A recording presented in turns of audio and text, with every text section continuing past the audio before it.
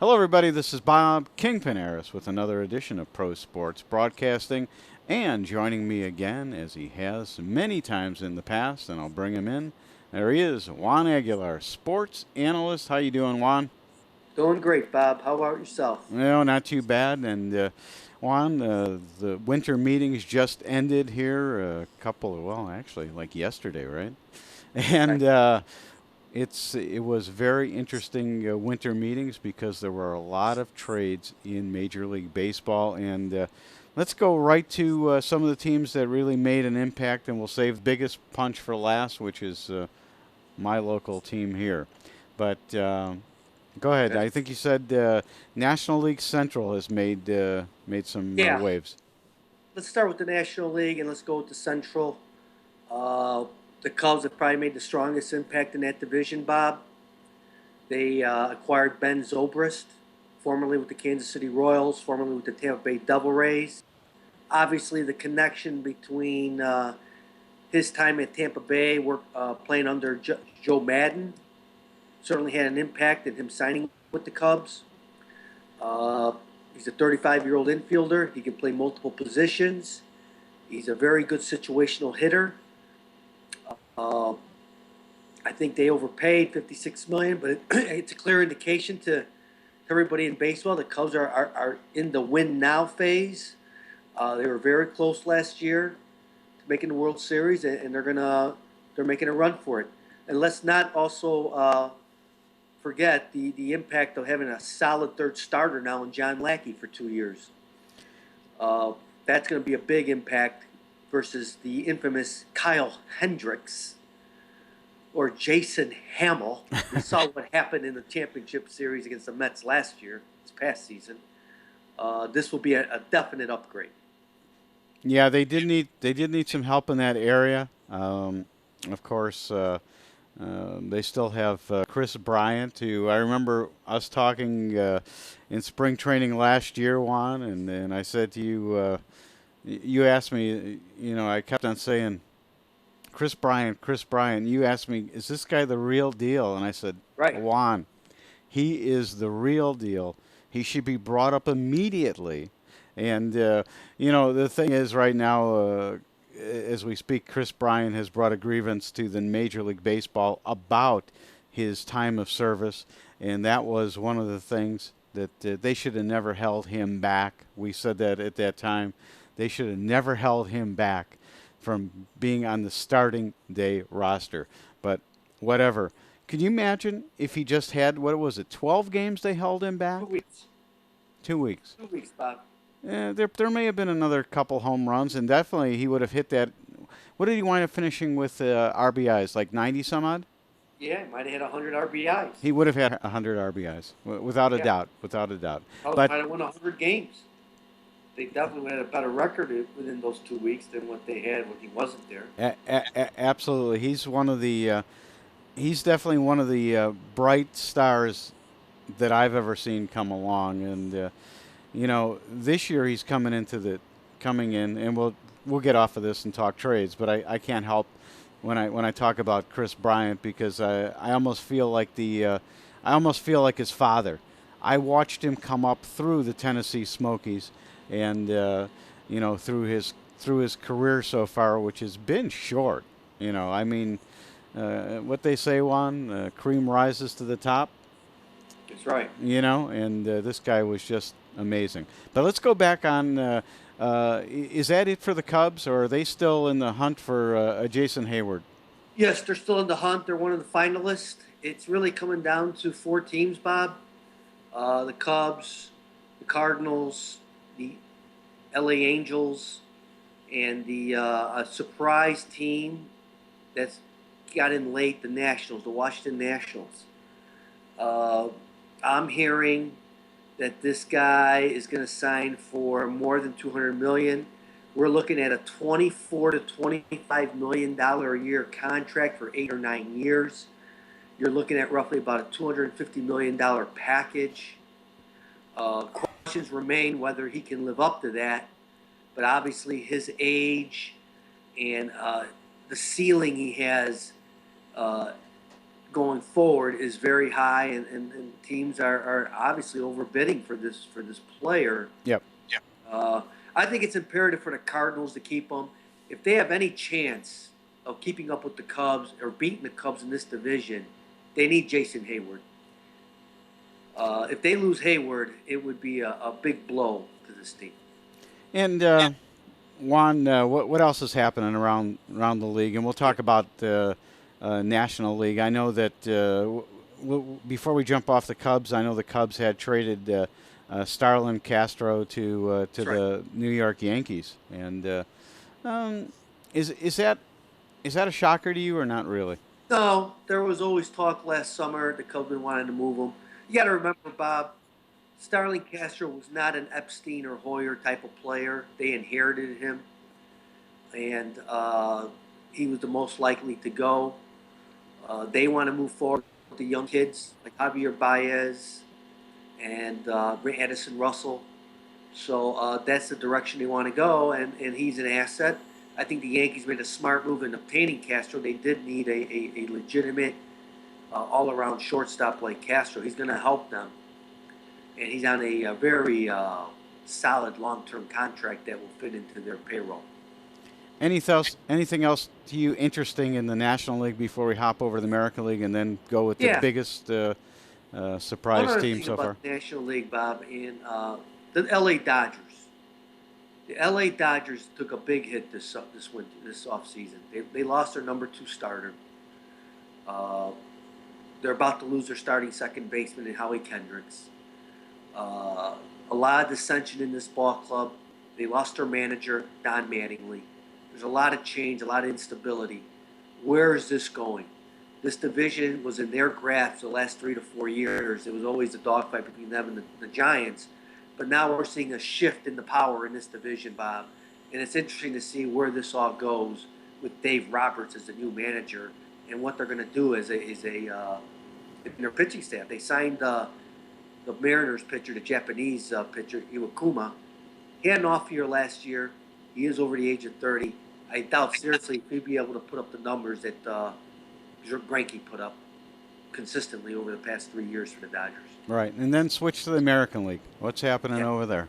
The American League, not as much activity as in the National League. In the American League, the Detroit Tigers made some nice acquisitions. They picked up Jordan Zimmerman, the starting pitcher from the Nationals. That will help them. They also picked up a good closer from the Milwaukee Brewers in Francisco Rodriguez. That's a definite upgrade from where they were at before. They've had numerous bullpen issues, as you know, Bob, over the past few years. The LA Angels picked up Yunel Escobar from the Washington Nationals from a minor leaguer. That's going to help them. It looks like David Freese will not be back with the Angels. Escobar is a better all-around player, younger, and will be able to fit an offensive piece that they need on that team. So, And obviously, the biggest move was the Boston Red Sox, Bob, picking Right. up David Price. Right. Obviously, they're the winners in the American League.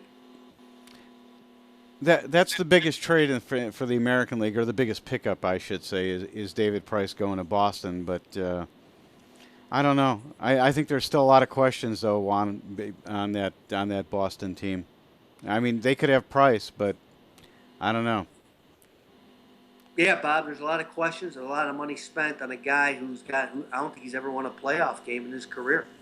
Boston's a totally different media market than pitching in Detroit or in Tampa or in Toronto. There's going to be a lot of scrutiny. Obviously, he can't have these letdown games as he's had in the past. How he deals with the media and how he deals with the press out there is going to be a big factor. It impacts his performance. David Price has shown to be very fragile, to say, when it comes to being critiqued. So we'll see how this works out. But personally, I think it's a bad contract. I agree with you. There's some alternative, better options, but Dave Dombrowski had a relationship with David Price. He's Yep. the new president of Boston. He wanted to make a big splash, and he did it. And let's keep in mind, they picked up probably the best closer in in baseball in the National League in Kimbrel, Ken Yeah. Kimbrel for the Padres. That's an excellent move. That's going to help them. Now let's see if it works. I'm just thinking of all the older players that they have in there too right now, and they still have Ortiz, even though he's going on his farewell tour. Um, Even though Pedroia still plays good, it seems like every year he's getting hurt in some way. I just think that there's still a lot of questions in there. They might have the front end starter and your number one starter, but and the back end closer, which I think they'll be able to close out games. But are they going to get to a point in games where they're going to be able to actually use that closer?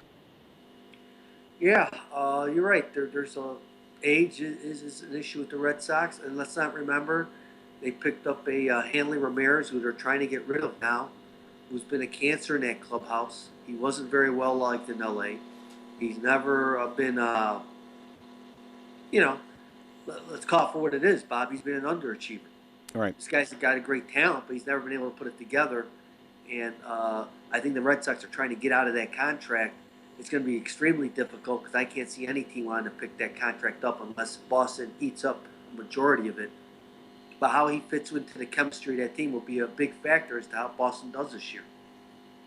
And Juan, let's go. Let's go to the team that's made the biggest noise in baseball, and that is right here, the Arizona Diamondbacks, headed up by Tony La Russa and Dave Stewart, and they really did make splashes. And we still continue to hear noise of what's going to happen, and we'll bring those two guys up later that we're hearing that Arizona's still going after. But first of all, I'll be heading out there in just a few minutes to as they introduce the biggest splash in the market, or one of the biggest splashes in the market, was them acquiring Zach Greinke. No question, this was the biggest shocker of the meetings, Bob. All the reports leading up to this week were that he was going to sign with the Giants or the Dodgers. From what my understanding is, and from what I'm reading, the Dodgers took this one under the belt. They had no idea Arizona was negotiating with Greinke. They had all intentions of re-signing Greinke. They expected to bring him back. This is a big blow to them.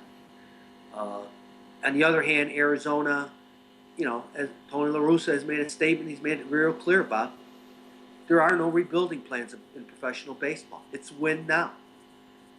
That's And this is clearly an action that he's going forward with. He's tired of losing. He's tired of seeing this team being mediocre, and he's bringing in talented players to win games and make a playoff run. That's what the game is all about. It's going to rejuvenate the fan base. It's going to rejuvenate the players on that team, knowing that every fourth day you're going to have a guy on the mound that's going to give you every chance to win. Yep. And that's huge in baseball. That's huge. They have an ace. Right, and you did mention it that the Diamondbacks kind of snuck in there, and from what I understood, it took only 6 hours from start to finish for the Arizona Diamondbacks to complete that trade. I mean, that's all it took. So it was, I guess, a commitment not only from the Arizona Diamondbacks, but it was Greinke saying, you know what, I want to come here. I think that with La Russa and these guys, they want to build a winner. Yeah, Bob. Let's be clear about this. When Tony La Russa, if you're a player, a good player, and Tony La Russa walks into the room, you're going to listen. He's a Hall of Fame manager. He knows how to win. He's built champions. You're going to listen to what he has to say, and you're going to listen with the intent that this guy means business. So, having La Russa as a player in Arizona has changed the whole dynamics and the culture of that organization in a positive way. And now, what this tells us is that every player in Major League Baseball, if they're looking to play for a team, they're going to consider the Arizona Diamondbacks as a destination spot to, continue their career. Right, and I'm going to give some credit to the guy that they actually picked as a manager, Chip Hale. The players love this guy. He works as hard or harder than them. I mean, I've seen him in spring training, his first spring training last year. I mean, the guy, he's a good manager. They've put together a pretty good staff. They brought in now a new pitching coach from L.A. Angels, Mike Butcher. Uh, this can only help. They've got a real good coaching staff as well. No doubt. Chip Hale is known around the league as a hardworking, uh, leaves no stone unturned type of manager. He pays a lot of attention to detail. Let's face it, Bob. He did a with a patchwork lineup pretty much the whole year last year. He was able to get 79 wins. Got this Yep, team close to 500. that's right, They and that's they right. had they Mhm. led the National League in runs scored. They were the best hitting team in the National League. They just didn't have any pitching. Now they made a couple upgrades with Shelby Miller And we're and going to talk Kingpin. about let's bring that one up. You did bring it up, Shelby Miller. Here's another big trade. And what did they give up, Juan? I mean, all we've seen in the news since this trade is, oh, the Diamondbacks gave up too much. Well, you know what? I don't think they did. They gave up, yeah, a number one prospect. Was just drafted number one, Dansby, right? Swanson. Right. Swanson Dansby. Yeah. Shorts. So the thing is what the Diamondbacks said. Juan, we've seen many number one picks. Most number one picks go downhill. They never make it. It's the guys who are drafted in the sixth and seventh rounds who truly become your stars. David Price is unlike that, right? He was up there. He was drafted number one. He's turned out to be something really good. Bryce Harper, right? But other than that, you can name them on your fingers how many number ones have actually turned out to be worth anything. So I thought it was a good trade. Bob, I anytime you can get a proven commodity in Major League Baseball, you jump on it. Like you said, there is a history tells us that number one overall picks don't necessarily mean they're going to make it in the big leagues. We can go through a list on and on of guys that have been number one overall pick and have failed. And there's probably more of these guys that have failed than have succeeded. But the Arizona Diamondbacks, as I mentioned, led the National League in scoring. They had a flaw in their pitching, a weakness in their pitching, and they probably picked up the best number two pitcher available in the National League in Shelby Miller. I've been watching Shelby Miller since he's with the Cardinals. This guy is a stud. You're going to get 30 starts. You're going to get 200 innings. You're going to get 15 wins. With the ball bounces his way, if he stays healthy, you may even get 20 wins because he's got such a high-powered offense. He's never pitched on a team with a high-powered offense like the Arizona Diamondbacks have. So I expect big things from him. And again, Tony La Russa, coming from the Cardinal system, knowing the arms that they have, had a history with Shelby Miller. And once he found out he was available, he made the necessary moves to get him in Arizona. Again, it's about winning now. Right, and some of the other trades that they're talking about are not even trades, but I've heard the name of Mike Leake kicked around. I heard it was on. I heard it was off. I read something yesterday that, and I don't know how true this is, but that Mike Leake supposedly would take less money to come and play for the Arizona Diamondbacks. Now he did pitch here at Arizona State in college. He owns a home here that we know of, and maybe he would, and knows that he's coming to a winner. This team, Juan, might just win the West this year. Well, from all the analysts I've spoken to or listened to, they now say that Arizona is the odds-on favorite to win the West. With getting a Leak on board, that would give them three reliable starters with Patrick Corbin. Let's not forget Ruby De La Rosa, Right. who had an average season, but as a fifth starter, that's a good role for him. It's less pressure for him, and he can give you 20 to 25 starts. So that would be helpful. But getting Leak is critical. You do need a solid fourth starter, Bob. You want to go into the season with depth in your rotation. Leak does that. The one thing you got to like about Leak is consistency. He's going to pick up the ball every fourth day. You're going to get 30 starts, 200 innings, and he's going to hold the team to 3 to 4 runs or less. You can't beat that. And we'll take it if they don't get him. If they don't get him, then you have. I still think Corbin is going to be your number three. You mentioned, Ruby, and then we don't always say it, but Archie Bradley still somewhere there in the mix, and Right. you know, he's still a very young guy who can. 23 years old. Yep, exactly. Uh, Now another name. We'll come off of that one because yeah. we'll be wrapping it up here in a few. But we've heard the name of Brandon Phillips kicked around as the Diamondbacks interested in him. Brandon Phillips is with the Reds. He's a gamer, Bob. He's a guy that's going to bring some fire to the clubhouse. He's going to bring a level of intensity that may be needed to get the team through the season. I know the Reds are going through a rebuilding stage. They're rebuilding a team. Brandon Phillips is on the other side of 30. He's like Yep. 31, 32.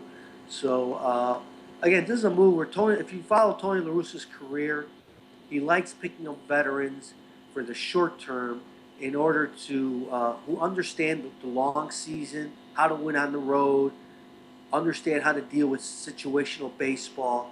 Brandon Phillips fits this role perfectly. He would do well with the Arizona Diamondbacks, and again, hitting in Arizona would help him because of the in Cincinnati. Uh, Obviously, the team's not doing well, and there's probably frustration on his part at his age. He'd like to play for a winner. So this would be a good fit for him. What Arizona would have to give up to get him, I don't think is a lot, Bob. I think Cincinnati would just be happy with a minor league pitcher or a frontline prospect, and I think they'd be able to get him as long as they're able to unload that contract. The key is, can they are the Arizona Diamondbacks willing to accept that contract that he signed with the Reds? Well, only time will tell, and I don't think it's going to be too much more time, Juan, because we're coming up. We're coming up on the first of the year here, and I think they want to put everything in place. I think they could really use him, and I think it would be lots of fun to see him in a D-backs uniform. Whatever happens, this is going to be a very interesting year for the Arizona Diamondbacks. Um, should be a very fun year for the Arizona Diamondbacks and their fans.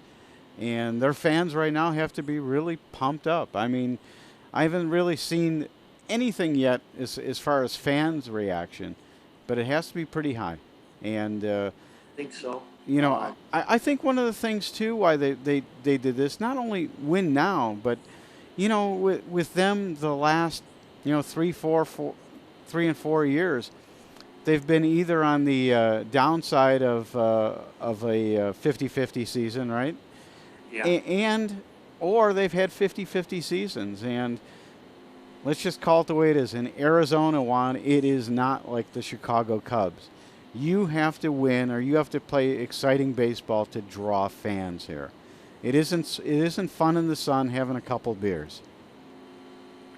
Yeah, and I think Tony La Russa recognizes that, um, and I think these moves are driven by that thought that in order to increase attendance, in order to rejuvenate the fan base, you have to make some major acquisitions and some proven players, and they're doing that, Bob. And there's a lot of upside to this team. Yep.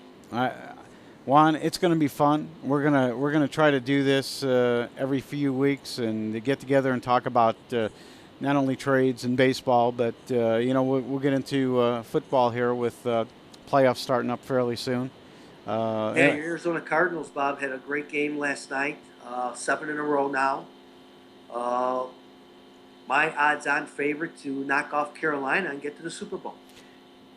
wouldn't that be a heck of a game, Arizona and Carolina, because they're both playing really good. I don't know. Maybe I'll go on record. I still think Arizona's defense is probably better than Carolina's. Um, Let's not forget, Bob, the revenge factor. Carolina knocked off Arizona in the playoffs last year. yeah, No Carson Palmer. Big change now going up against Carson Palmer. number one rated quarterback in the NFL so far this season. Yeah, and as they mentioned last night, I mean, he probably should get the comeback player of the year with that devastating injury last year that he had. No Um, question. you know, I would hope, and I'll just say this before we sign off, I would hope that, God forbid, Carson Palmer gets hurt again, that they decide to bring in a quarterback. Because that's what happened last year. They thought that they could go with their backups. And what it turned out is their backups are not very good.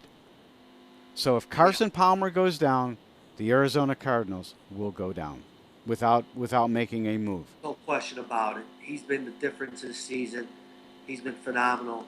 This is the best I've seen Carson Palmer look, Bob, since he was at USC Yeah. winning the Heisman Trophy. Yep. I mean, he's making throws that now very many other quarterbacks can't make. That throw last night, Bob, to John Brown for the 75-yard touchdown in the first quarter, outstanding. Going to his left, throwing to his right to the other side of the field, throwing a dart. I mean, Minnesota players probably did not realize the strength of this guy's arm. Yeah. There aren't too many quarterbacks that can make that throw, Bob. And to your man, John Brown. Yeah, he's on my fantasy team. That's I'm good. here, John Brown. All right. Hey man, good talking to you, and we'll definitely do this again. It's going to be an exciting season for sports, and especially out here in Arizona. I mean, it's looking pretty good. But Juan, thanks for joining me today, and hang on, I'll get right back to you once I play this music and get out of here. Have a good day, Bob. Take care. Go, John Brown. I need you on my fantasy team.